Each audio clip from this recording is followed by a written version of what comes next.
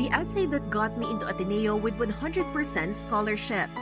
Ganyan inilarawan ni Precious Elorio mula sa Pavia, Iloilo ang kanyang sulat na pinamagatang Bukod Bata na nakapagpaantig sa puso ng maraming netizens. Sa essay na ipinasa ni Precious bilang bahagi ng kanyang college entrance application para sa Ateneo de Manila University, ikunento niya ang kanyang childhood memories bilang isang anak na kinailangan magtrabaho ng maaga dahil sa hirap ng buhay.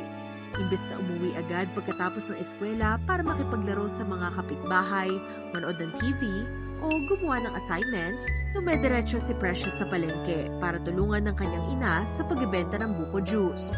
Dahil dito, tila public market ang naging playground niya noon.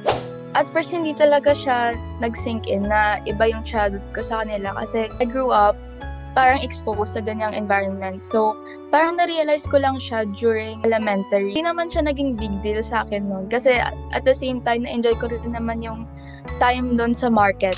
Paliwanag pa ni Precious, natigil din ng pagbebenta niya sa palengke noong siya ay 11 taong gulang. Subalit ang kapalit nito, nagkasakit naman ang kanyang ina.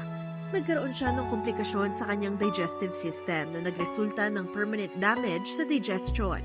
Noong panahong iyon, nagpabalik-balik si Precious sa ospital para tumulong sa pagbabantay sa kanyang ina. Makalipas ang ilang taon, naging maayos din ang kalagayan ng ina ni Precious. Hindi man sila nakabalik sa kanilang pwesto sa palengke, ang kanyang ama naman ang nagtatrabaho para sumuporta sa kanilang pamilya. Piniling ibahagi ni Precious ang kanyang karanasan, hindi para kabiliban, kundi para maging inspirasyon at panawagan para sa pagbibigay ng atensyon at suporta sa mga batang tulad niya noon. It's more directed to our government or the people who have the power to really influence how children are brought up, how children get educated, and also how children avoid situations in which they have to sacrifice their education para lang ma-ensure na may pagkain sa gabi. Kasi at the end of the day, education is a human right. It's a basic right na binibigay sa ating lahat.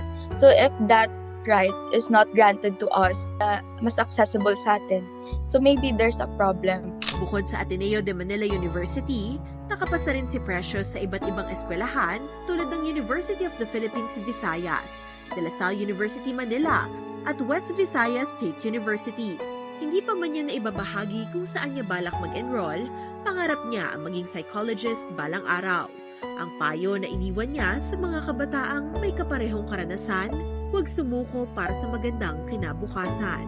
Despite poverty being a hindrance to a lot of things, you will get what you want in life. If not what you want, there will be redirections na para talaga sa'yo. Never give up.